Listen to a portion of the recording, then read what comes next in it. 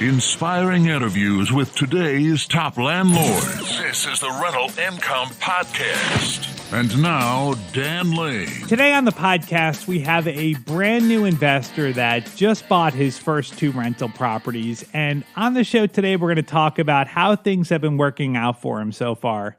We'll get into how he decided where he wanted to invest, how he found his rentals, what he's learned along the way. And we'll also talk about one of the big challenges that he's had. One of the properties already had tenants in place, and sometimes that can work out great when you buy a property and you inherit tenants. In his case, it's been very difficult. So we'll see what's going on and how he's dealing with it. Joining us on the show today from Syracuse, New York is Jeremy Airello. We'll take a really quick break. We'll come right back and we'll meet Jeremy. The first step in buying a rental property is to get pre-qualified, and I would suggest you work with a lender that specializes in working with investors, because the last thing you want to have happen is to get to closing and find out the money's not there and you can't close. The lender that I recommend is Chaley Ridge from Ridge Lending Group.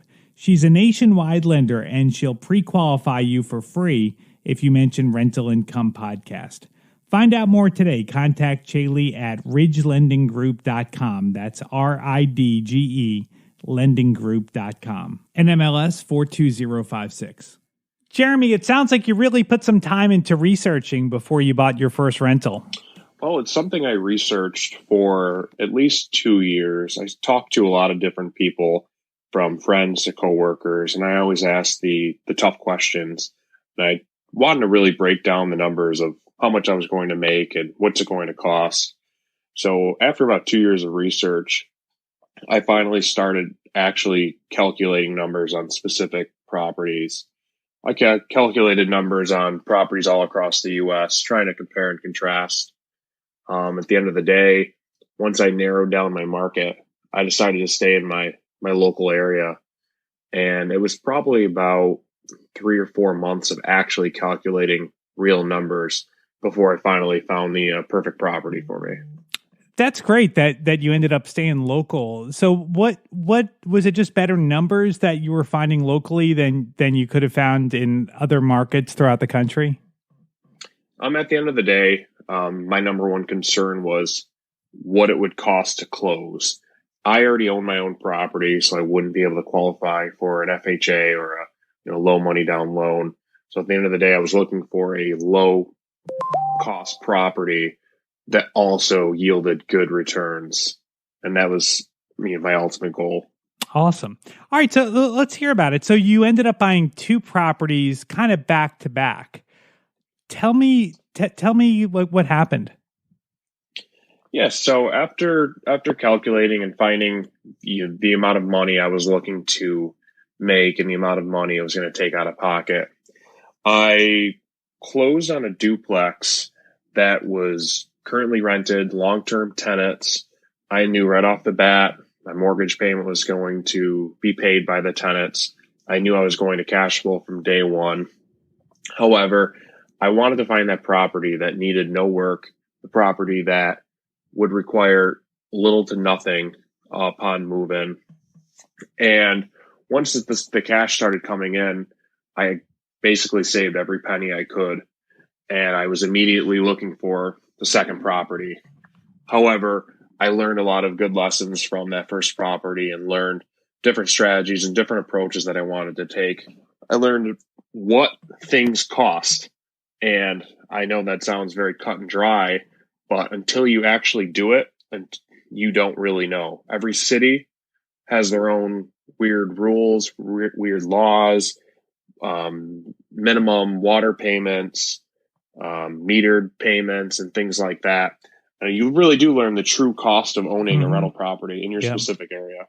Yeah, it really does vary. Now, what about with the inherited tenants? How did that work out? Yeah, so my tenants, they actually were through HUD.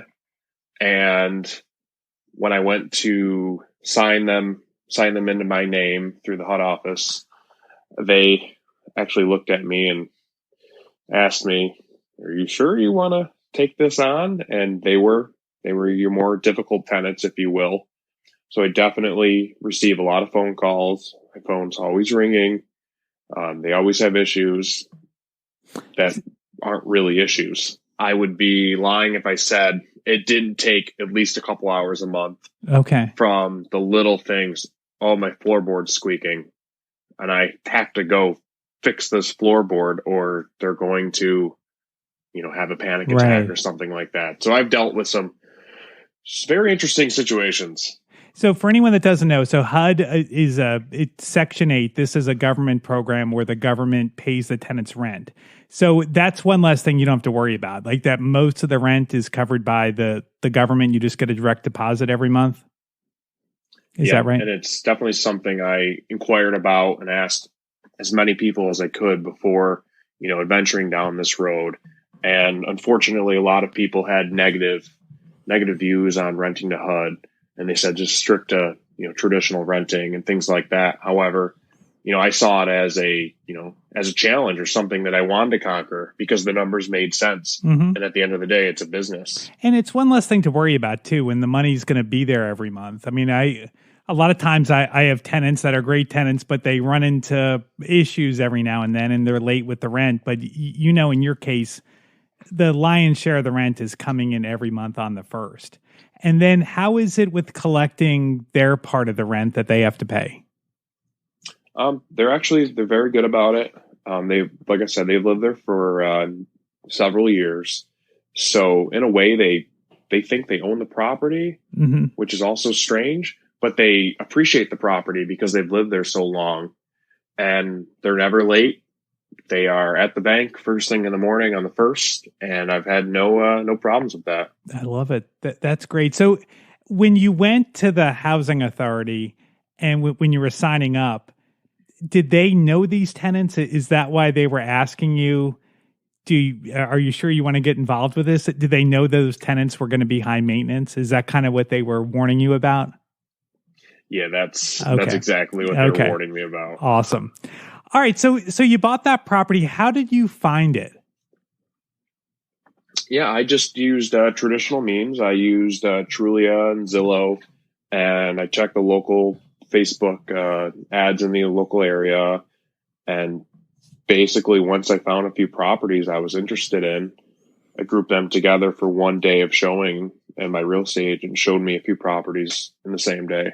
So you went out for one day and you bought the property? One day. That's awesome. So 2 years of research, you decide I'm going to do this, and you went out there and you did it. That's great. Now talk to me about the financing. How did that work out? Okay. So for the financing, obviously I had to, because my first property was a multifamily home, you had to have 25% down. And, as I mentioned earlier, until you do it, you actually don't realize what it costs. And I'm not just talking what it costs monthly to operate your property, but you really learn what it costs to close on these properties. Mm-hmm.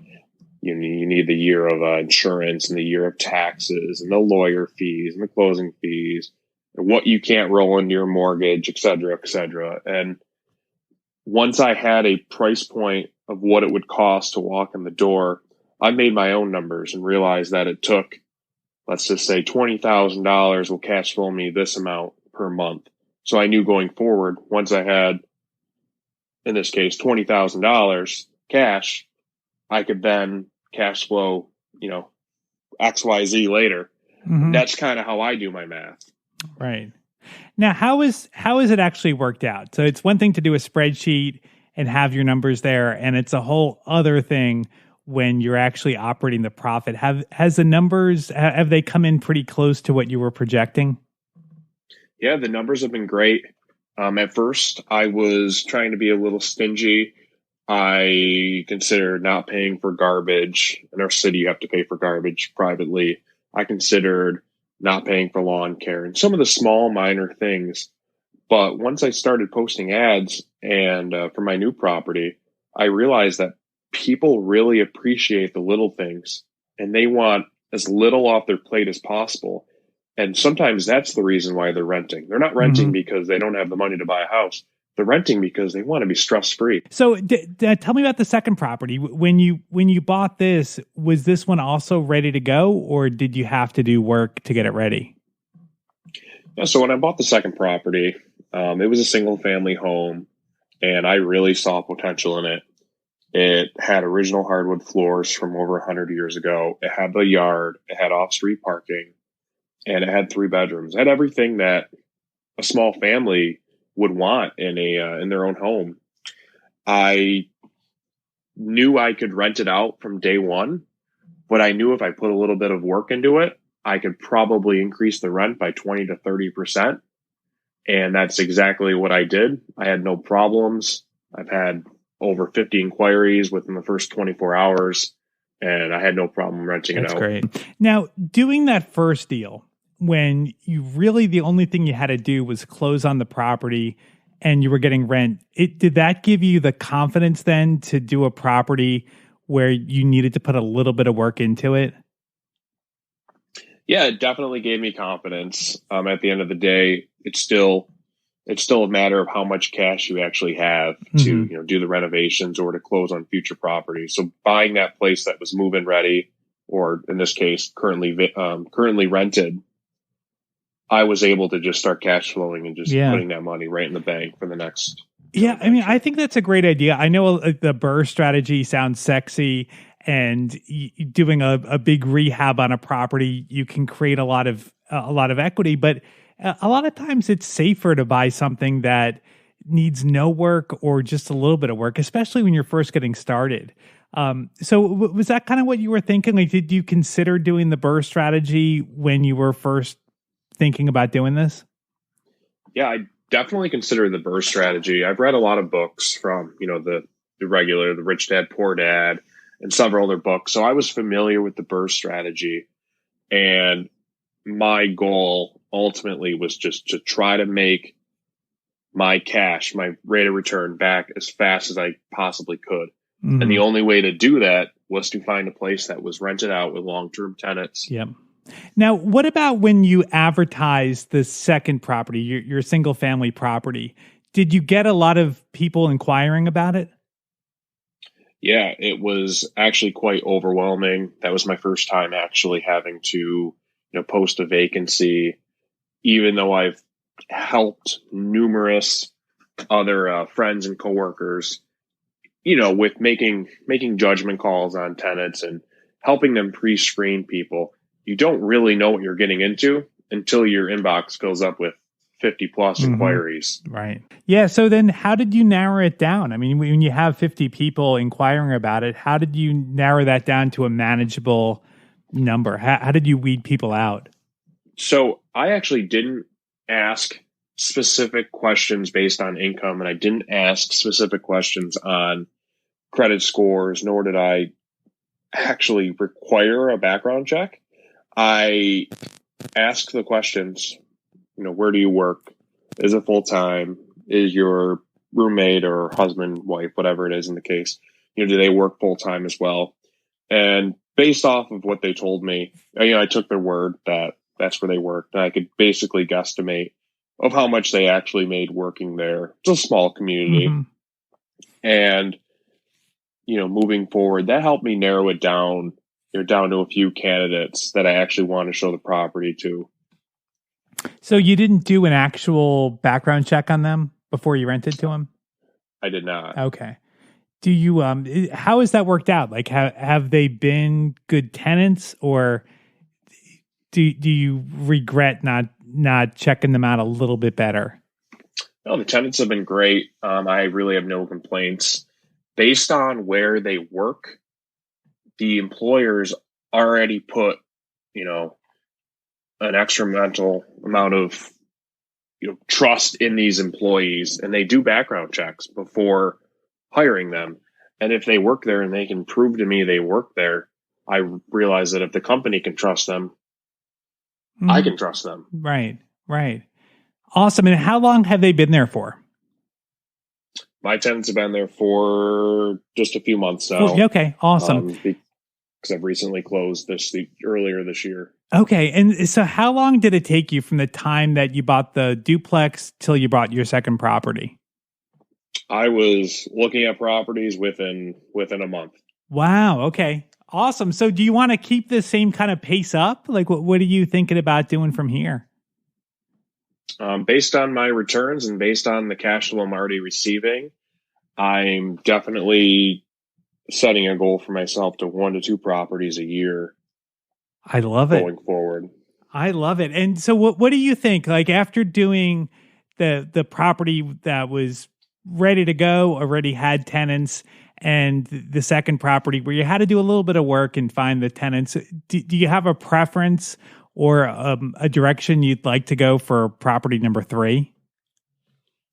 I definitely think for property number 3, if you were to look at if the property was fully complete or beautiful, I guess you can say, that's definitely not where I'm looking. I'm looking at the 5 out of 10, the fixer upper, a property that's in a good location, that has good backbone, that has potential to increase the rent. But at the end of the day, when you're buying the property, you're buying it at a lower price point, which increases your leverage for later on. That is awesome. So when you were doing the research, like when you were trying to learn everything you could, were there any books that were really helpful? Yeah, absolutely. Obviously, the heavy hitters, the Rich Dad Poor Dad, and some of the other real estate books. But one that really stood out to me was More Than Cash Flow. It's written by Julie Broad. She's actually a Canadian landlord.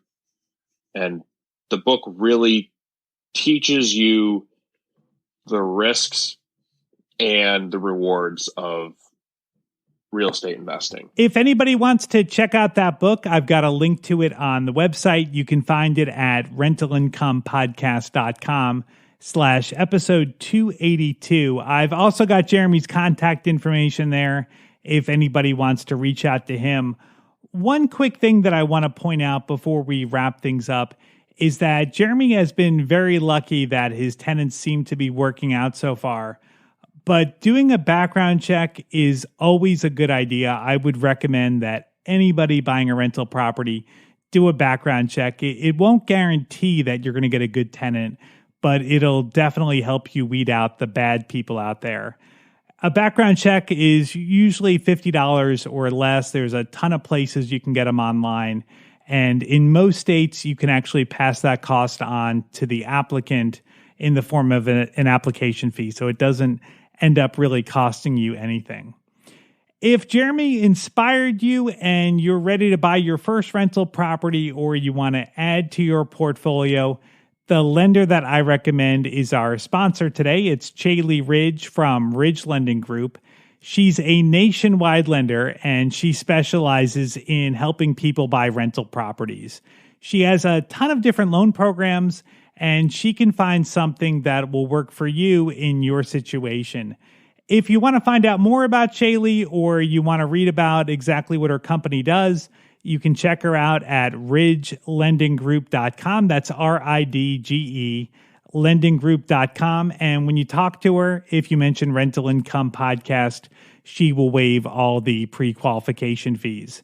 NMLS 42056. Thank you so much for listening to the podcast. Make sure you subscribe. We have new interviews every single Tuesday. And if you subscribe, you'll get notified as soon as they come out. My name is Dan Lane, and this has been the Rental Income Podcast.